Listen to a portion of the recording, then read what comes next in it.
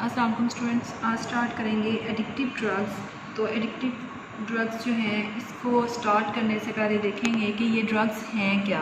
तो इसकी डेफिनेशन है बाय यूजिंग सच ड्रग्स। इस तरह के ड्रग के इस्तेमाल जब कोई भी यूज़र है, कोई इसको इस्तेमाल करेगा, तो by using such drugs the person's body become familiar to it and the user can not function well without it.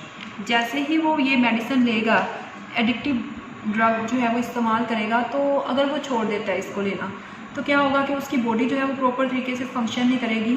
वो जो है उसे एक कमी लगेगी कि भी कुछ है जो मिसिंग है। तो जब वो ये खाएगा तो वो इसका आदी हो जाएगा और नशे में चला जाएगा। तो इसलिए इन ड्रग्स का इस्तेमाल कम से कम करना चाहिए, क्योंकि इससे जो है वो बॉडी की फंक्शनिंग प्रॉपर तरीके से उसी वक्त हो सकेगी जब तक आप इसे लेंगे।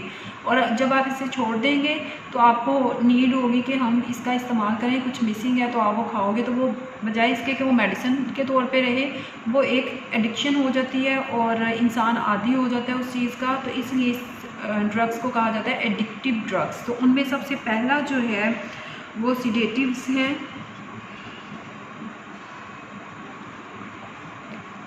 सीडेटिव्स, अब ये ड्रग्स क्या हैं? These drugs interact with central nervous system to depress its activities. Central nervous system, आपका ब्रेन, स्पाइनल कोड, उस पे जाके अफेक्ट करेगा। और जब ब्रेन और स्पाइनल कोड ही आपकी प्रॉपर तरीके से काम नहीं करेंगी, तो क्या होगा कि आप नॉर्मल जो है वो फंक्शनिंग आपकी नहीं होगी, आप जो है सोसाइटी में एक नॉर्मल इंसान नहीं लगोगे। तो सेंट्रल नर्वस सिस्टम का काम करना बहुत ज़रूरी है। जब तक आपका ब्रेन, आपका दिमाग काम नहीं करेगा, आप किसी भी चीज़ को सोच समझ नहीं सकते। तो ये ड्रग्स जैसे ही इस्तेमाल की जाती है, इनका डायरेक्ट अफेक्ट इन चीज़ों पर है और ये आपकी बॉडी का एक sedatives drugs induce dizziness, lethargy, slow brain function and depression. Long term use of sedatives induce suicidal thoughts. तो इसका इस्तेमाल जो है, सुस्ती बहुत ज़्यादा रहेगी और बहुत ज़्यादा आपका ब्रेन जो है वो बहुत स्लो काम करेगा, डिप्रेशन में चले जाओगे, टेंशन हर वक्त रहेगी। और जो लोग इसका इस्तेमाल करते हैं तो उनके दिमाग में आएगा कि बस अब सुसाइड कर लेना चाहिए, अब जो है खुदकुशी कर लेनी चाहिए। तो इस तरह की जो है अजीबोगरीब सोचें जो हैं वो आएंगी किसके इस्तेमाल से? सीडेटिव के इस्तेमाल से। नेक्स्ट वन है नारकोटिक्स। नारकोटिक्स क्या हैं और हेलोसिनोजेंस क्या हैं, वो देखेंगे। नारकोटिक्स,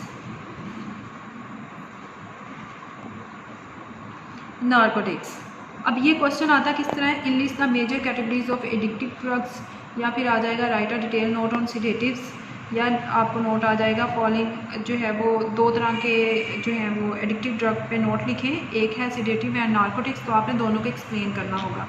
तो नारकोटिक्स जो है ये स्ट्रॉन्ग पेन किलर है। अब देखें, ये स्ट्रॉन्ग पेन किलर है। अगर बहुत ज़्यादा पेन हो रही है तो अगर इसका इस्तेमाल किया जाए तो पेन जो है वो रुक जाएगी।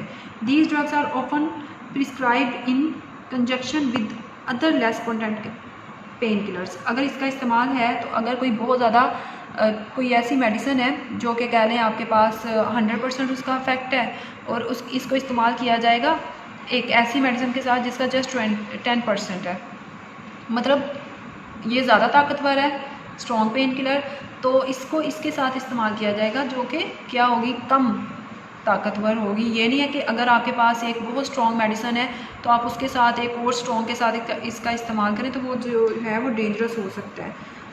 These are use to relieve pain for patient with chronic disease such as cancer. अगर किसी को कैंसर हो चुका है और वो बहुत ज़्यादा तकलीफ़ में है तो उस दौरान इसका इस्तेमाल किया जाएगा ताकि उसकी पेन को कम किया जा सके। These are also used to relieve acute pain from after operation। अगर किसी का ऑपरेट हुआ है और वो बहुत ज़्यादा तकलीफ़ में है, उस दौरान भी उसको नारकोटिक्स दी जाती है ताकि वो ऑपरेशन की जो पेन है उसको कम किया जा सके, क्योंकि पेन जो है वो बहुत शदीद होती है। बट सम पीपल में abuse narcotics for एक्टैक्टिक affect.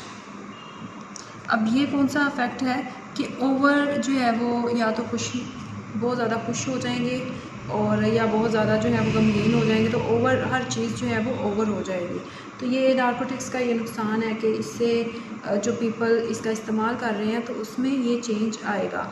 Next one है मॉर्फिन एंड कोडीन। ये भी नारकोटिक्स है और नारकोटिक्स क्या हैं? एडिक्टिव ड्रग्स हैं। Drive from opium Poppy plant, ये ओपियम पॉपी प्लांट का मैंने बताया भी आपको क्या है। ये प्लांट है जो कि यूज़ किया जाता है, जिससे ये ऑब्टेन किए जाते हैं। मॉर्फिन जो है ये डायरेक्टली अफेक्ट करेगी on central nervous system to relieve pain. अगर इसका इस्तेमाल पेन को ख़त्म करने के लिए किया जा रहा है तो पेन ख़त्म हो जाएगी। Morphine has a high potential for addiction, और अगर इसका इस्तेमाल ओवर किया जा रहा है तो ये एडिक्टिव हो सकती है और इसका आदि जो है वो इजीली बना जा सकता है, तो इसका इस्तेमाल कम करना चाहिए।